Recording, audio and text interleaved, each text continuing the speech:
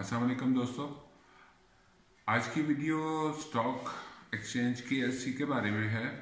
इसमें है तो 1000 स्क्रिप्ट, 1000 से ज़्यादा हैं, लेकिन जो डिविडेंड पेइंग स्टॉक्स होते हैं वो एटलीस्ट ऐसे होता है कि जब वो डिविडेंड पे कर चुके होते हैं तो वो नीचे को जाते हैं, और जब वो डिविडेंड अनाउंस होता है तो वो ऊपर को चलना शुरू हो जाता है।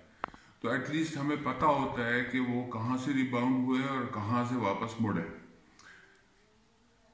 पोल या स्टॉक एक्सचेंज की बात करते हुए मैंने दो चीज़ों का जिक्र किया था। एक कि आपको नफ़ा नुकसान का पता होना चाहिए। दूसरी बात मैंने की थी कि आपको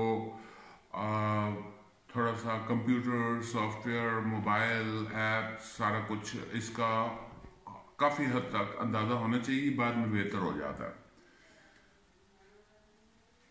ये जो डिविडेंड पेइंग स्टॉक्स होते हैं, इसमें बेसिकली जो company is bound to announce the 3 month company की स्टेटमेंट, वो स्टेटमेंट उनकी वेबसाइट के ऊपर आ जाती है। वो फिर केएससी की वेबसाइट पे भी आती है। उसमें आप वो उसके कंपनी के प्रॉफिट एंड लॉस की स्टेटमेंट के बॉटम लाइन में ये होता है कि इसने इतने रुपए पर शेयर प्रॉफिट कमाया। मसलन मैंने आज की वीडियो पोल के ऊपर की है, जो कि मेरा फेवरेट स्क्रिप्ट है,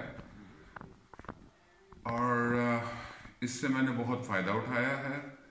ये उन लोगों के लिए है जो एक लमसम अमाउंट एक बारी डाल के 10 महीने, 8 महीने, 7 महीने, किस्मत की बात है, उसमें आपको 18, 20, 25 लाख के ऊपर मुझे 18 लाख भी मिला।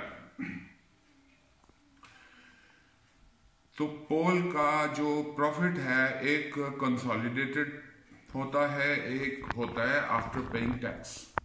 जो नेट प्रॉफिट है उसको मैं देखता हूँ और कंपेयर करता हूँ पिछले क्वार्टर में कितना था, अब इसका कितना है, और एंटिसिपेट करता हूँ कि इसका डिविडेंड आगे कितना होगा।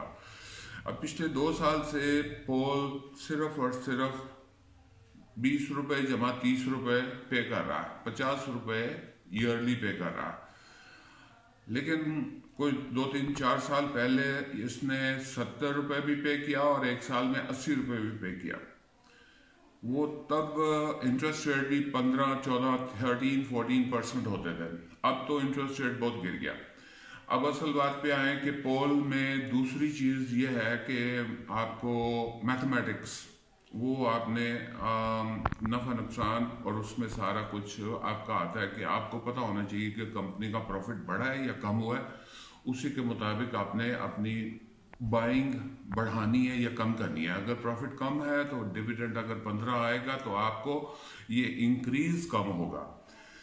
अब मिसाल के तौर पे इसने हाफ ईयरली 19-20 का इसका साल है। 19-20 में इसने 13/3/20 को 20 रुपये डिविडेंड दिया। 13/10 को इसने 20 को इसने 30 रुपये डिविडेंड दिया।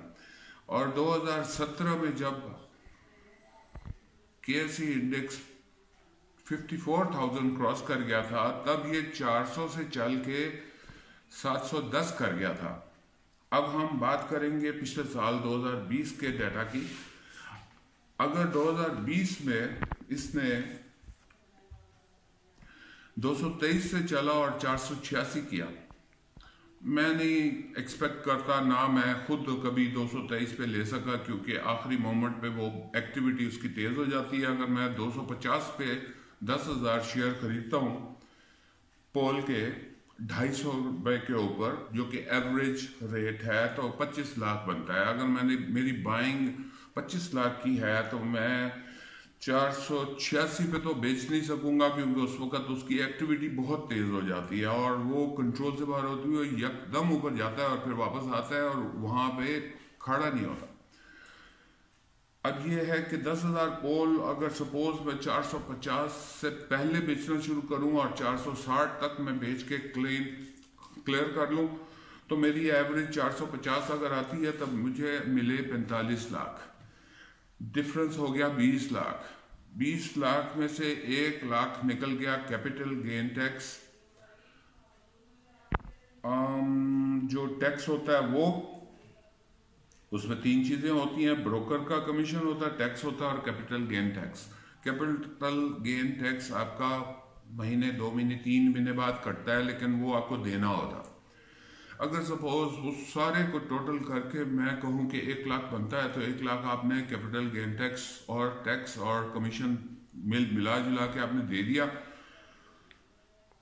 तो आपके पास बच गया 19 लाख। ये आपको कैपिटल गेन कहीं नहीं मिलेगा, ना बैंक में मिलेगा, ना आपको ये कौमी बचत से मिलेगा, ना ही किसी बिजनेस में इतना प्रॉफिट मिलेगा, सवाए इसके कि गवर्नमेंट की सप्लाई दे आप। अब आ जाए कि जो रिटायर्ड लोग हैं, जैसे मेरी क्लास पूरी 70 स्टूडेंट्स में से 40 का ग्रुप है, उसमें 40 के 40 में से 3-4 होंगे इस वक्त जॉब पे, बाकी सब रिटायर हो चुके हैं। अब उनको रिटायरमेंट भी मिलती है, तो मेरे हिसाब से ये उन सब रिटायर्ड लोगों के लिए तोहफा है कि वो अगर 25 लाख एक बारी इन्वेस्ट कर लेते हैं, तो उनको 1 साल 10 महीने 8 महीने, किस्मत की बात है। अब जैसे इस वक्त जो स्टेज है, दूसरी चीज मैंने बोली थी फॉरेन अफेयर, और तीसरी फॉरेन अफेयर के साथ इंटरनेशनल अफेयर। अब इसमें 3-4 मुल्कों का रोल बड़ा खतरनाक चल रहा है इस वक्त फैटफ के हिसाब से। पाकिस्तान की मुखालफत में जा रहा है दुबई और सऊदीया। यूएसए डिप्लोमेटिक है, चक्करबाजी है। ऑस्ट्रेलिया का रोल भी शक शुबा है। फ्रांस हमारे अगेंस्ट है। बाकी रह गए जो 3 मुल्क 4 मुल्क, वो हमें सपोर्ट कर रहे हैं। सबसे बड़ी सपोर्ट हमें चाइना की और टर्की की है। अगर 22 तारीख तक, किसी ने कमेंट किया था फेसबुक के ऊपर कि 22 तारीख तक ऐसे ही रहेगा, ये मंदी शो होगी, नेगेटिविटी शो होगी, लेकिन पॉजिटिव है। अगर ये वाइट में आ जाता है, वाइट लिस्ट में आ जाता है पाकिस्तान, तो ये मार्केट यहां से शूट करेगी और 54 का पिछला टारगेट छोड़ जाएगी, पीछे छोड़ जाएगी। और अगर मैं आपको फैसला करने की मौका दूंगा कि आप डिसाइड करें कि ये आपके फॉरेन अफेयर की कितनी एजुकेशन है जो आप डिसाइड कर सकें कि पाकिस्तान ग्रे लिस्ट में रहेगा या वाइट में जाएगा। 22 तक इसका फैसला होना है। आप देखें कि यहाँ पे इस वक्त आज 405 पे है पोल। अगर 405 पे हुआ तो ये 700 क्रॉस करेगा अगर हम वाइट लिस्ट में जाते हैं। बाकी रहा, अगर ग्रे लिस्ट में रहा तो ये वापस 220 पे आएगा।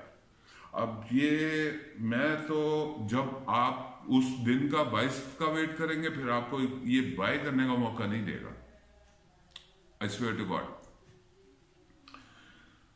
बाकी मेरे हिसाब से अगर इसको क्लोज करते वक्त मैं ये कह दूं कि अगर आपने 250 में एक दफा पोल खरीद लिया, तो ये आपको 4 साल 5 साल के बाद फ्री हो जाएगा। क्योंकि 4,50,000 10,000 के ऊपर 50 रुपए के हिसाब से डिविडेंड आएगा आपको, जो कि टैक्स कटने के बाद 4.25 लाख होगा। 4.25 लाख अगर आप 5 सालों में देखें तो आपकी असल रकम नील हो गई, आपका पोल फ्री हो गया, फिर आपको मकान किराए की तरह ये सारी जिंदगी आप ले सकते हैं। आज के लिए मैं समझता हूँ ये इतना इम्पोर्टेंट टॉपिक है कि जो भी लोग मिनिमम 25 लाख इसमें करते हैं तो बाइंग अच्छे तरीके से करें, स्लोली स्टेडीली करें, पैनिक ना फैलाएं, यकदम 5,000 ना खरीदें, यकदम 2,000 ना खरीदें। 200 500 200 500 हर आधे घंटे बाद लेते जाएं, पैनिक नहीं होगा। बाकी wish you good luck, thank you very much. अल्लाह ताला हम सबको खुशहाल जिंदगी और नेमतों से भरी हुई जिंदगी दे। Thank you very much.